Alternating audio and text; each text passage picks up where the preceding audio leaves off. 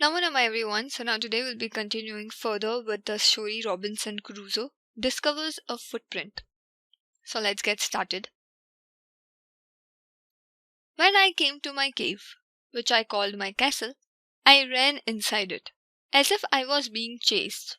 I do not remember whether I used the ladder or went in by the hole in the rock, which I called the door. I ran for cover faster than any animal could run. So he returned to his cave very scared that day. Now he used to refer his cave as his castle. So it was his palace. Now he was looking behind him after every 2 or 3 steps. And as I told you, he imagined each and every bush and tree to be a man who was chasing him. So he ran inside his cave either by using the ladder or went in by the hole in the rock, which he called the door. But he does not remember how he went inside. So he went inside the cave as fast as he could, faster than any animal who could run. I did not sleep that night. The more I thought about what I had seen, the more afraid I became. I thought it could be one of the savages of the mainland who had wandered out to the sea in a small boat.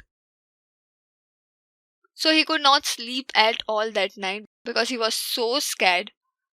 So Robinson thought that the footprint on the shore could be a savage of the mainland, a person who was living on the mainland, who was wandering around in a very small boat. Luckily, I was not on shore at that time, but what if he had seen my boat? If he had seen the boat, he would have realized that someone lived on the island and would soon return with others to kill and eat. So as I told you, Robinson Crusoe thought that the footprint can be of a savage of the mainland who was wandering around in a small boat. So he thought that he was very lucky that the savage did not see him or his boat on the shore, because that might have been very risky, because that savage could return back with others to kill and eat Robinson Crusoe. And so I lay fearful for many days and prayed for protection. In doing so, I was much comforted and began going out to investigate. But even now, as I went forward, I looked behind me frequently because I was still very frightened. So he was fearful for many days and prayed for protection a lot. After some time went, he became a little comfortable. So when he started being comfortable, he started going out to investigate that what was the matter. But he was still quite frightened. However, as I went about for 2 or 3 days and saw nothing, I became a little bolder. I decided to go down to the shore again and examine the footprint once more. I decided to measure it with my own footmark. So, after 2 or 3 days, when he saw nothing around him, he decided that he should go down to the shore again and check the footprint once more.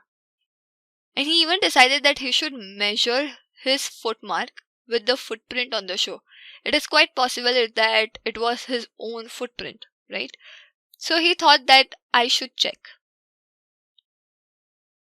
As I came closer to the footprint, I realized that it could not be my footprint because I had not come to this part of the beach since a long time. Secondly, as I placed my foot alongside that footprint, it seemed larger than my own. So as he came closer to the footprint, he started to realize that it could not be his footprint because he never came to this part of the beach. So he had not been to that part of the beach for a very long time. But still, he placed his foot alongside the footprint to see that maybe it was his own foot. But when he compared both his foot and the footprint, he realized that the footprint was larger than his. My fear returned. I went home again, believing that there was someone there. The island was inhabited. So Robinson again became very afraid. His fear returned and he went home again, believing that there was someone there. The island was inhabited, means there were people on that island now. So, this was all about the story Robinson Crusoe discovers a footprint. Now, we will summarize the whole story in the next video, so stay tuned. Thank you so much.